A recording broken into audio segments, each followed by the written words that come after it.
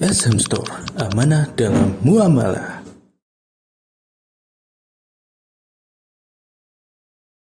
Ustaz, jika teman punya hutang tapi lupa membayar dan yang dihutangi juga lupa nominalnya, bagaimana hukumnya, Ustaz? Taib. Teman berhutang lupa untuk membayar, yang menghutangi juga lupa nominalnya berapa. Maka jawabannya yang paling utama di sini adalah yang menghutangi. Semestinya dia membebaskan terutama hutangnya sedikit, 10.000. 10.000 diceritain ke semua mahasiswa. Ya subhanallah, nggak perlu diceritain, sudah bebaskan saja. Dan gini, cara membebaskan ada dua macam, baik sarahah ataupun disembunyikan. Baik langsung disebutkan kepada orang tersebut ataupun disembunyikan. Disembunyikan bisa untuk sebuah dedikasi ataupun edukasi, maksud saya. Seperti misalkan orang ini terkenal dengan hutangnya. Nah, kita ingin memberikan pendidikan kepada orang tersebut, jangan mudah-mudah berhutang, jangan mudah-mudah menghancurkan harta orang. Sebenarnya kita ingin membebaskan hutang dia.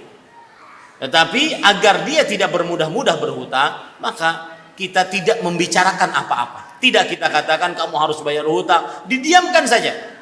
Karena dia itu akan menjadi pendidikan baginya agar tidak bermudah-mudah berhutang. Ataupun dengan soroha. Kalau kita lihat orang di sini yang berhutang kepada kita agak malu kalau ketemu kita, tidak ikut pengajian karena takut ketemu kita, akhirnya terbatas hidupnya, maka sampaikan, wahai fulan, tenang saja, hutangmu sudah bebas. Nah, ini termasuk di dalamnya. Jadi para ikhwan yang dirahmati oleh Allah, saya nasihatkan yang lupa-lupa tadi adalah yang menghutangi dia lebih baik membebaskan. Yang berhutang dia harus ingat. Ini dari dua sisi ya. Yang menghutangi dia lebih baik membebaskan. Yang berhutang dia harus mengingat-ingat. Kemudian dia wajib membayar. Wajib membayar, kemudian dia katakan, mohon maaf, ini yang saya ingat. Dan kalau seandainya ada lebih itu untuk kamu, kalau seandainya kurang saya mohon dihalalkan. Tapi wajib dibayar. Dan ingat para ikhwah, wajib dibayar.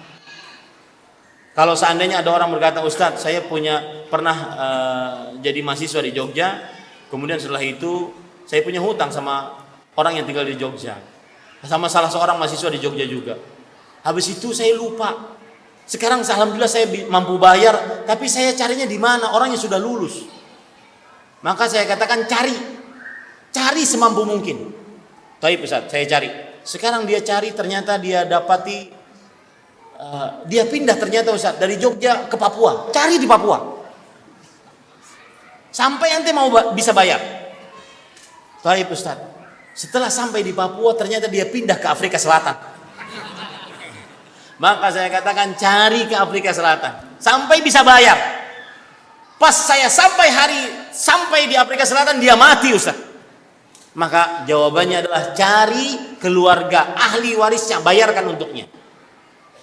Kalau seandainya ahli warisnya juga tidak dapat, maka baru memakai metode inisiatif. Inisiatifnya apa? Banyak-banyak bersedekah atas namanya dan banyak-banyak memintakan ampun untuknya.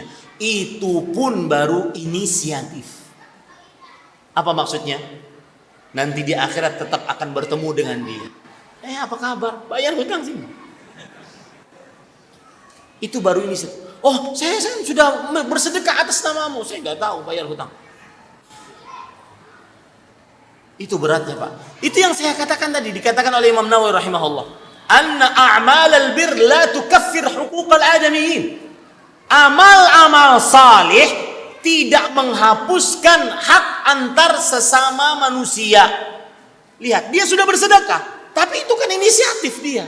Mudah-mudahan dia mau mengambil pahala tersebut.